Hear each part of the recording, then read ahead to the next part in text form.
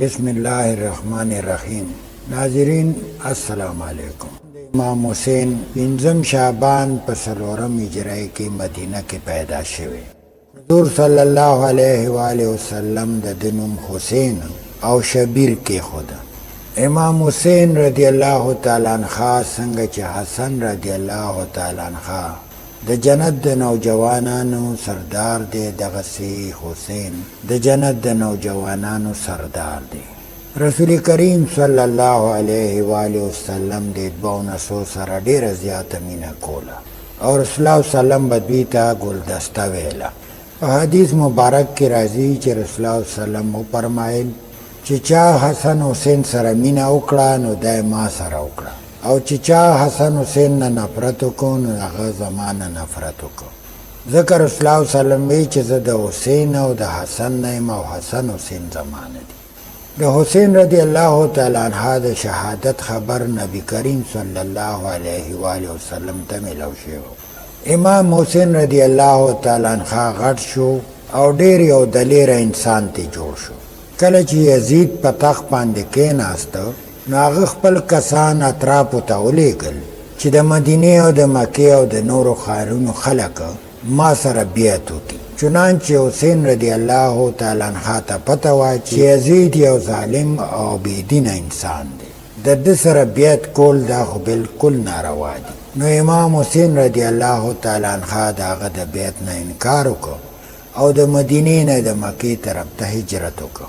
د هغې نه بعد د کوپې خلکو حضرت امام حسین رضی الله تعالی عنہ ته خطونه ولیږل چې موږ ستا په لاس باندې بیعت کوو او موږ د دین د بچ کولو دپاره موږ ستا په لاس بیعت کوو.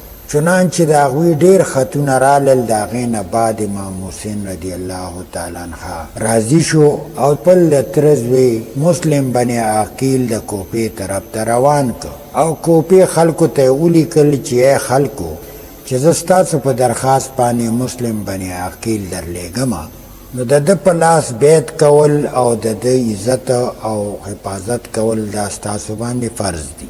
په دې سفر کې مسلم بن عقیل سره دواړه زامن هم چې یو نامه محمد و او د بل نامه ابراهیم و.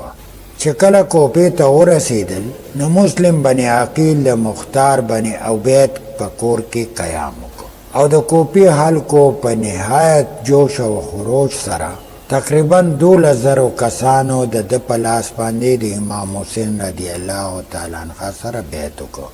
چې کله دا ټول جذبات او دا جوش مسلم بن عقیل ولیده نو حضرت امام حسین رضی الله تعالی عنہ ته خط ولیږه او د دې ځای د حالات نه آگاه کړ چې تاسو تشریف راوړئ.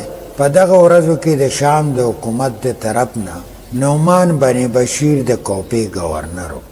هغه په دې کې هېڅ د حل اندازي ونه کړه. چې کله یزید ته خبر لاړه او حضرت حسین رضی الله تعالی عنہ مسلم بن عقیل را لېږلی دی او تمام خلک د هغه په لاس باندې د حضرت حسین رضی الله تعالی عنہ بیعت کوي او گورنر د دوی خلاف څه کاروایي نه کوي. چې کله یزید ته د دې اطلاع میلاو شوه ناغه نعمان بن بشیر د خپل عہدې نه برطرفه کړ او عبدالله بن زیاد کوپې ته راولېږه. نو دا ډېر یو مکار انسان و. نو د خپل فوج سره بصرې ته روان شو او د خپلو فوج هلته پرېښوده او د کوپې ته په پټه پرده کې داخل شو او خپل د سرکاري مقام ته ځان ورساو. خلکو دا غرض و چې یاره حسین به اوس راورسي، خو چونکې چې ورته پته ولګېده چې عبدالله بن زیاد کوپې ته رارسېدلی دی او د گورنر سیټ یې سنبال کړی دی، نو هغې ته خو پته وه چې دا ډېر یو ظالم سړی دی. نو کوپیان ډېر سخت ویرېدل. عبدالله بن زیاد د هغې خلک کم مشران یې و هغه یې په قلعه کې بند کړل او هغې ته یې وویل چې خپلو کسانو ته ووایي چې د حضرت حسین رضی الله تعالی عنہ نه واوړي. هغوی خپلو کسانو ته د یارې نه سوال جواب ولیږه چې تاسو د حضرت حسین رضی الله تعالی عنہ نه واوړئ ځکه چې په دې کې ستاسو خیر دی. هغې ویرېدل او د هغوی خپلو کسانو خبرې ومنله او مسلم بن عقیل خلکو یوازې پرېښوده. هغه په یو کور کې فنا واغسته او آخر کار چې د هغه کور نه هم پیسیډي وشوه، د ده کسان هم شهید کړل او د ده 2 زامن هم شهید کړل او مسلم بن عقیل هم شهید کړ. کله چې حضرت حسین رضی الله تعالی عنہ ته اطلاع ملو شوه چې د کوپې خلک واوښته او مسلم بن عقیل شهید شوی دی، په دغه وخت باندې بنو عقیل په جوش کې راغی او وی فرمایل چې د الله قسم دی چې سرزمین کوپه کې د هغه وخته پورې به زه دا خلک پرېنږدم څو پورې چې ما د خپل رور بدل نی اخیستی. په دې باندې حضرت امام حسین رضی الله تعالی عنہ د واپسه اراده ترک کړله او سفر جاری وساته. چې کله کوپې ته ورنږدې شو د ماسپښین د اذان حکم تاسو ورکړ او د مانځه نه بعد تاسو بیا جمع کېناستئ او خلکو ته مو فرمایل چې ای د کوپې خلکو زه په خپله نیم راغلی، تاسو چې کوم خطونه ما ته رالیږلي زه د هغې په وجه راغلی. اوس که تاسو ما سره بیعت کوئ خو ټیک ده، که تاسو ما سره بیعت نه کوئ نو زه بیا واپس کېږم. چنانچې د کوپې خلکو اهل بیت سره ډېره زیاته مینه وه، خو چونکې ابن زیاد دوی دومره یرولی وو چې هغوی سر نشو چتولی، د هغې مشران ټول یریدلي وو، نو هغوی سر ښکته کړ. د حضرت امام حسین رضی الله تعالی عنہ واپسي وکړه او د کربلا په ځای کې دمه وکړله، خیمې ولګولي. په دې کې امام حسین رضی الله تعالی عنہ تپوس وکړ چې دا ځای کوم ځای دی، نو چا ورته وویل چې دا کربلا ده. نو امام حسین رضی الله تعالی عنہ پوه شو چې واقعي دا زما د شهادت ځای دی. په دې دوران کې ابن زیاد یو قاصد راولېږه او خط یې ورکړی و چې امام حسین رضی الله تعالی عنہ دې د یزید سره بیعت وکړي. امام حسین رضی الله تعالی عنہ قاصد واپس کړ او ورته وی چې د دې خط جواب ما سره نشته. ابن زیاد په دې باندې ډېر غوسه شو او 2000 پوځ نور راولېږه. دا ټول حضرات چې څونه امام حسین عظمت او فضیلت ورته معلوم و، خو چونکې ابن زیاد نه پرېښودل او هغه ورته د حکومت لالچ هم ورکړی او هغه مجبور کړل حسین صاحب سره په جنګ باندې واړو. امام حسین رضی الله تعالی عنہ سره 2 کسان، پای کې ماشومان وو، پای کې زنانه وې، بیماران وو او د دوی نه غیر چاپېره 22000 پوځ اوس ولاړ دي. د حرم نه په دوی باندې اوبه بند کړلې او خوراڅکاک هر څه پې بند کړل، چونکې 3 ورځې دوی سره نه د خوراڅکاک سو او نه سره د څکلو سو.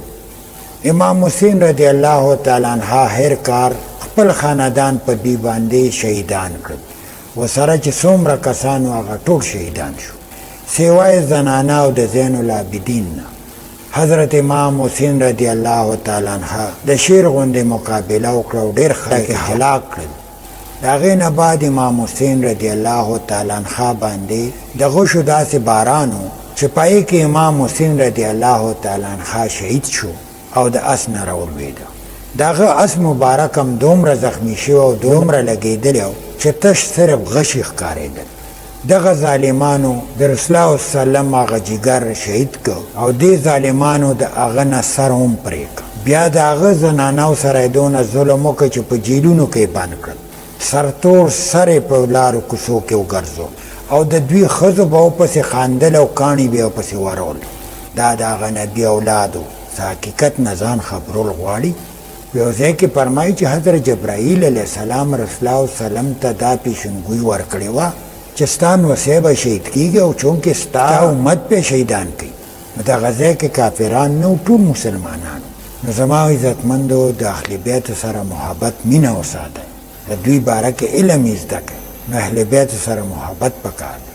د دغه حسین رضی الله تعالی عنہ د وجې موږ ته دین بچ دی. که چېرې حسین رضی الله تعالی عنہ دا کار نه وی کړی نو پته نه لګي چې موږ به نن سبا څه کوو او په کومو حالاتو کې به موږ ژوند تېروو. ناظرین دا ما یو مختصر بیان تاسو ته وکړو د امام حسین رضی الله تعالی عنہ. الله دې تاسو ته د اورېدو او ما ته د ویلو اجر میلاو کړي. ناظرین انشاءالله داسې واقعاتو سره بیا راځو. اجازت غواړم. الله م خوشحاله آباد لره. السلام علیکم.